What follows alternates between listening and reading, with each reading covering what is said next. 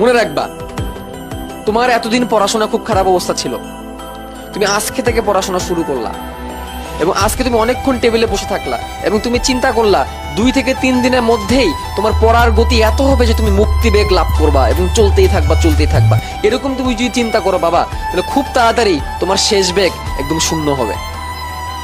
কিন্তু তুমি যদি অল্প অল্প অল্প অল্প বেগ নিয়ে তুমি যেতে থাকো, আস্তে আস্তে অ্যাসিলেশন করতে থাকো, আস্তে আস্তে তোমার যদি গতি বাড়তে থাকে, একটা সময় তোমার গতি এমন হবে যে তুমি মুক্তি বেগ নিয়ে পড়াশোনাটাকে চালা যেতে পারবা।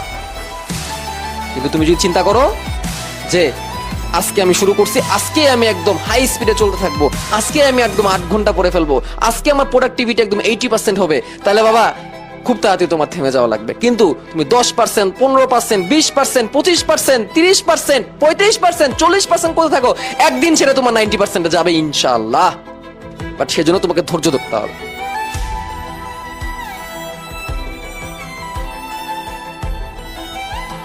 বুঝতে পেরেছো কি বলছি?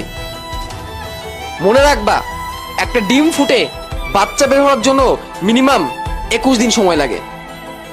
এই 21 দিনের মাঝখানে তুমি যদি মুরগিটাকে তুলে বারবার চেক করো ডিম বাচ্চা হয়েছে কিনা, ডিম থেকে বাচ্চা হয়েছে কিনা, ডিমটা নষ্ট হয়ে যাবে, বাচ্চা ফুটবে না, বাচ্চা আসবে না সেই ডিম থেকে। তেমনি তুমি আজকে পড়তে বসে 1 সপ্তাহ পরে যদি তুমি জাজ করো তোমার পড়ার কত প্রোডাক্টিভিটি কতটুকু বেড়েছে, তাহলে হবে না, তুমি ডিপ্রেসড হয়ে যাবা। তোমাকে সময় দিতে হবে, তোমাকে পড়ার টেবিলে বসে থাকতে হবে 1 মাস, 2 মাস, 3 মাস, চতুর্থ মাসে তুমি যে অবাক হবা, যেখানে কিনা তোমার প্রথম দিন তুমি 1 ঘন্টা পড়তে পারতা না, তুমি 10 ঘন্টা বসে থাকলে তোমার আউটপুট আসতো 1 ঘন্টার, সেখানে দেখবা তোমার আউটপুট 4 মাস পরে চলে এসেছে 6 ঘন্টার। এবং সেই সময় তুমি বুঝতে পারবা কন্টিনিউয়াস পড়াশোনার গুরুত্ব কতটুকু।